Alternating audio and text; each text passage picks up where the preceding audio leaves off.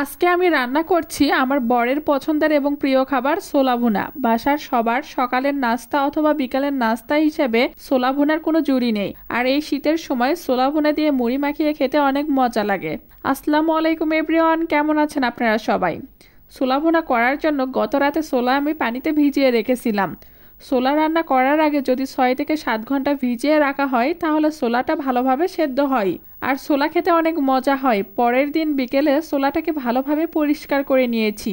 পরিষ্কার করার জন্য যখন দেখছি ছোলার পানি একেবারে সাদা হয়েছে তখন আমি ছোলা সেদ্ধ করার জন্য প্রেসার কুকারে উঠিয়ে দিচ্ছি। সবগুলো ছোলা প্রেসার কুকারে দিয়ে দিচ্ছি। এরপরে দিয়ে দিলাম পরিমাণ মতো পানি, পরিমাণ মতো হলুদ আর পরিমাণ মতো লবণ। তারপর প্রেসারের ঢাকনাটা লাগিয়ে দিলাম। এরপর 6 থেকে 7টা সিজ দিয়ে ছোলাটা সেদ্ধ করে নিয়েছি। ছোলা সেদ্ধ হয়ে আসলে ছোলার পানি ঝরিয়ে ঠান্ডা পানিতে পরিষ্কার করে নিয়েছি।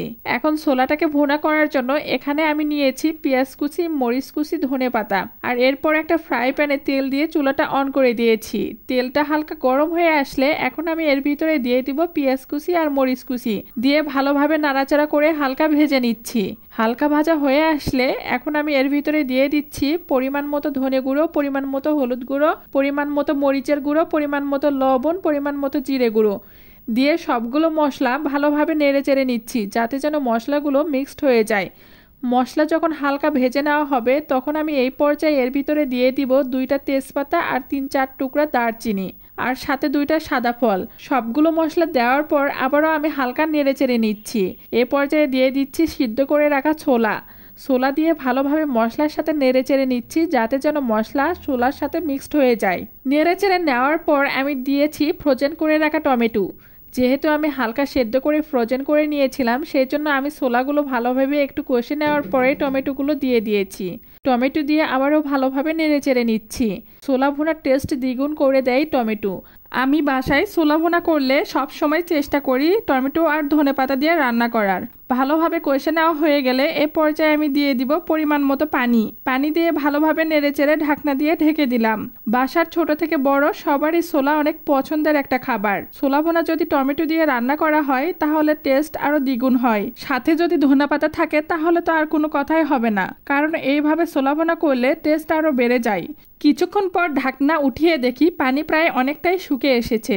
আমি ছোলা ভুনা সবসময় একটু গ্রেভি করি, এতে করে খেতে অনেক মজা লাগে।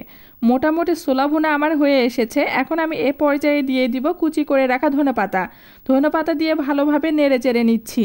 ধনেপাতা আমি রান্নার শেষ পর্যায়ে দিই, এতে করে ফ্লেভারটা ঠিক থাকে আর ধনেপাতা দেখতেও সবুজ সবুজ দেখায়।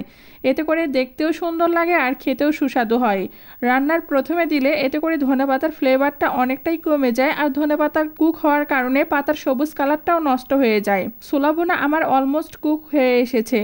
এখন আমি ছোলা ভুনা একটা বাটিতে উঠিয়ে নিচ্ছি। দেখতেই পাচ্ছেন কতটা গ্রেভি হয়েছে। ছোলা ভুনা যতটা গ্রেভি হয় খেতেও তত মজা লাগে, তাই তো আমি সবসময় গ্রেভি করে ছোলা রান্না করার চেষ্টা করি।